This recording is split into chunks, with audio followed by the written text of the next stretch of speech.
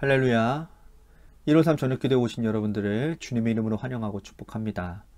오늘도 귀하고 복된 이 저녁 하나님께서 우리 가운데 신실하게 일하심을 경험하며 하나님 앞에 나아가는 귀한 복된 시간이 되기를 간절히 소망하겠습니다. 먼저 하나님의 말씀 보도록 합니다. 사도행전 21장 7절에서 14절 말씀까지 보겠습니다. 사도행전 21장 7절에서 14절 말씀입니다. 우리 같이 한 목소리로 다 함께 봉독하도록 하겠습니다. 시작. 두로를 떠나 항해를 다 마치고 돌레마이에 이르러 형제들에게 안부를 묻고 그들과 함께 하루를 있다가 이튿날 떠나 가이사랴에 이르러 7 집사 중 하나인 전도자 빌립의 집에 들어가서 머무느니라. 그에게 딸 넷이 있으니 천으로 예언한 자라. 여러 날 머물러 있더니 아가보라 하는 한 선지자가 유대로부터 내려와 우리에게 와서 바울의 띠를 가져다가 자기 수족을 잡아매고 말하기를 성령이 말씀하시되 예루살렘에서 유대인들이 이같이 이 띠 임자를 결박하여 이방인의 손에 넘겨주리라 하거늘 우리가 그 말을 듣고 그곳 사람들과 더불어 바울에게 예루살렘으로 올라가지 말라 권하니 바울이 대답하되 여러분이 어찌하여 울어 내 마음을 상하게 하느냐.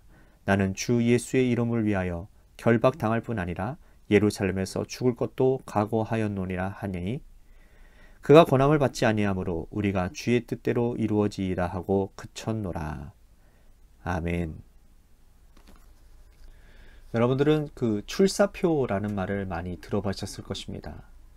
출사표는 이 총나라의 승상이었던 제갈량이 위나라를 치기 위해서 출정할 때 임금에게 올린 글이 바로 출사표입니다. 제갈량은 마음을 다해서 유비를 섬겼지만 유비가 세상을 떠난 후에 유비의 아들인 유선이 총나라 왕이 되었고 제갈량은 이 유선을 섬기게 되었습니다. 유선이 다스리는 총나라는 날이 갈수록 기울어 있었고 더 이상 이 모습을 보고만 있을 수 없었던 제갈량이 군대를 일으켜서 위나라를 치기 위해 출정을 합니다.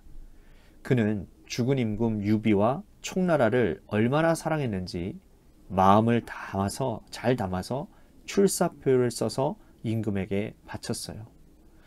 위대한 왕이나 정치인들 또한 세계 역사의 흐름을 바꾼 사람들은 모두 소신이 분명했고 또 방향을 확고히 정했던 사람들이었습니다. 그 때문에 그들은 역사에 남을 만한 업적들을 이룰 수 있었지요.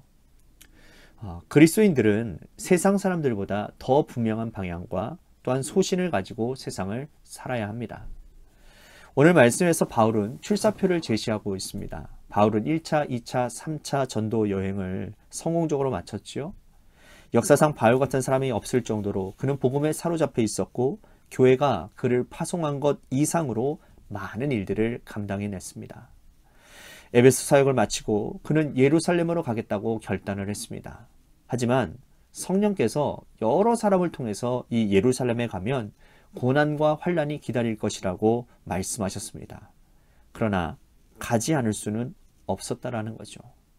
예루살렘 교회가 기근을 허덕이고 있었기 때문입니다. 그가 개척한 교회에 헌금을 요청했고 또 성도들이 전해준 정성을 예루살렘 교회에 전달하기 위해 길을 떠납니다.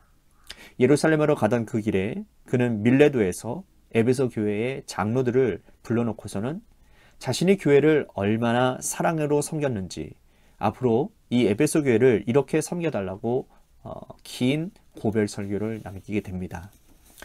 그 후에 배를 타고 드디어 이제 팔레스타인 땅 가이사랴에 도착을 했어요. 그는 가이사랴에서 빌립 집사의 집에서 며칠을 머물렀습니다. 빌립 집사님은 여러분들이 잘 아시는 대로 초대교회 7 집사 중에 한 사람으로서 핍박이 있을 때 흩어져서 사마리아의 복음을 전하고 그 사마리아에 큰 기쁨을 가져다 주었던 그러한 사람 아닙니까? 이 사마리아 성에 교회를 세웠던 이 빌립 집사, 교회가 성장하고 자리를 잡았지만 성령께서는 이 빌립 집사가 그곳에 머물기를 원치 않으셨습니다. 그래서 그는 일어나서 광야로 가라 라는 이 말씀을 붙잡고는 광야길을 들어가서 에디오피아 여왕 간다게의 내시를 말씀으로 세워주었습니다. 그 후에 그는 여러 곳을 다니면서 복음을 전하다가 가이사랴에 정착을 한 거예요. 자, 오늘 말씀 8절 말씀에 보면 가이사랴에 이르러서 7지사인 전도사 빌립의 집에 들어가서 머무르는 바울의 모습을 소개하고 있습니다. 바울이 이 빌립 집사에 머무는 동안에 유대 땅에 아가보라 이름하는 한 예언자를 만나게 되는 거예요. 그분이 바울에게 이렇게 예언을 하는데요. 뭐라고 예언하느냐? 성령께서 말하기를 당신이 예루살렘으로 가지 말라라는 겁니다. 예루살렘으로 가면 당신이 이방인들의 손에 결국은 이방 유대인들의 손에 넘어가서 결박을 당하게 될 것이라고 예언을 하죠. 확실한 예언의 말씀입니다. 보통 이런 말씀 들으면 여러분 고난을 피해가기 마련이지만 바울은 자신의 좌우명을 분명하게 말하고 있습니다. 뭐라고 말을 합니까? 주 예수를 위하여 결박당할 뿐만 아니라 예루살렘에서 죽을 각오도 되어 있다라는 거예요. 바울과 함께 있던 사람들이 만류를 합니다. 눈물로 호소하지요. 하지만 그는 예루살렘에서 죽을 것도 각오했다고 대답을 하고 있습니다. 여러분, 바울의 이 한마디, 주 예수의 이름을 위하여. 이 말씀이 바울의 인생을 추약하는 말 아닙니까? 바울이 다메섹 도상에서 예수님을 만난 후에 그의 삶의 여정을 좌우했던 말씀, 주 예수의 이름, 주 예수의 이름. 복음을 받았지만 거듭나지 못한 대부분의 사람들은 자기의 이름을 위해서 살아갑니다. 하지만 제대로 신앙생활하는 사람들은 주인이 바뀌어진 사람들이죠. 내 인생을 지배하시는 분이 바로 누구이신가 스스로에게 다시 한번 묻고 그분이 주님이심을 인정하고 주님의 의도대로, 주님의 인도하심대로 살아가는 것이죠. 결정적인 순간에 나는 무엇을 위해 결단하는가? 내 이름을 위해 결정할 것인가? 예수의 이름을 위해서 결정하신 것인가? 오늘 우리들이 이 질문에 제대로 대답할 수 있어야 될 것 같습니다. 많은 사람들은 자기의 이름을 위해 살아갑니다. 돈을 벌기 위해 일터로 나가고 신앙생활하는 것, 삶의 일거수일투족, 자기의 유익을 위해서 살아가죠. 사람들은 손해보려고 하는 일을 하지 않습니다. 하지만 바울은 어떻습니까? 주 예수의 이름을 위해서라면 그것이 감옥이든 어디든 간에 매를 맞든지 간에 아랑곳하지 아니하고 그곳을 향해 달려갔다라는 거예요. 자기의 이름을 위해서 행동하는 사람들의 결말은 참으로 허무합니다. 여러분, 창세기 11장에 나오는 이야기 아시죠? 바벨탑을 쌓은 사람들의 이야기입니다. 그들은 바벨탑을 높이 쌓았어요. 신할 평지에 바벨탑을 쌓을 때 우리의 이름을 내고 흩어짐을 면하자라고 그들은 말을 합니다. 하나님은 그들에게 뭐라고 말했습니까? 생육하고 번성하여 땅에 충만하라, 땅을 다스리라, 퍼져서 충만케 되라고 말씀을 하셨는데 그들은 흩어지기를 원치 않았다라는 거예요. 함께 모여 세력을 과시하고 문명을 세우고 탑을 쌓아서 하나님에게까지 높아지려고 생각했다라는 거예요. 결말은 너무 허무했죠.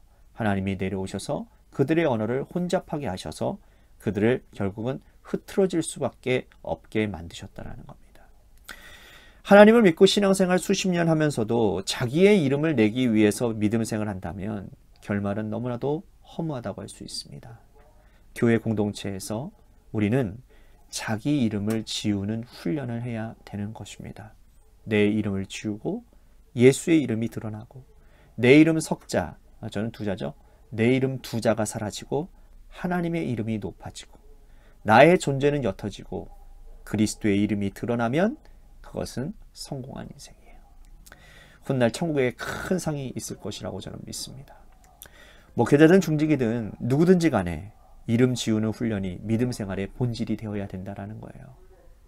자기의 이름을 지우고 오히려 그리스도의 이름을 높아지는 복된 그러한 인생이 되시기를 주님의 이름으로 간절히 축복하겠습니다. 그래서 나를 통해서 예수님의 이름이 드러나고 나를 통해서 그리스도의 영광이 높아지는 그러한 승리의 삶을 살아가는 저와 여러분들이 되시기를 주님의 이름으로 간절히 축복하겠습니다.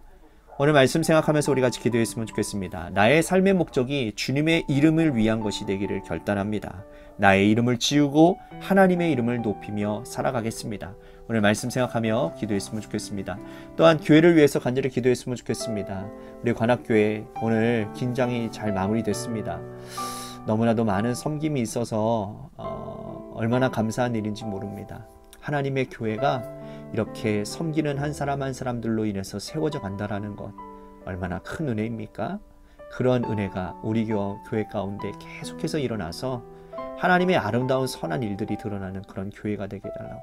하나님, 또한 우리 교인들 하나님께서 귀한 사명자로 삼아주셔서 각자의 맡은 자리 가운데, 사명 가운데 잘 감당하여 하나님의 교회를 아름답게 만들어가는 놀라운 은혜가 있게 해달라고. 우리가 또한 재개발 가운데 있는 교회를 위해서도 기도해 주시기를 바랍니다. 또한 육신의 질병으로 고통당하는 자들을 위해서 여러분들 기도해 주시고요. 특히나 김순환 권사님을 위해서 여러분들 기도해 주셨으면 좋겠습니다. 오늘 제가 통화를 했는데요. 우리 권사님 검사 받기 전에 굉장히 심히 떨렸대요. 그래서 결과가 어떻게 나오나. 그런데 결과가 좋아지지도 나빠지지도 않았다라고 말씀을 하시면서 한편으로는 안도감이 되지만 한편으로는 걱정이 된다고 제가 그렇게 말씀을 하시더라고요. 근데 제가 그렇게 말을 했어요. 나빠지지도 않은 것이 하나님의 은혜입니다. 하나님께서 분명히 우리 권사님 지켜주시고 회복시켜 주실 것입니다. 그랬더니 우리 권사님 크게 웃으시면서 아멘 하시더라고요.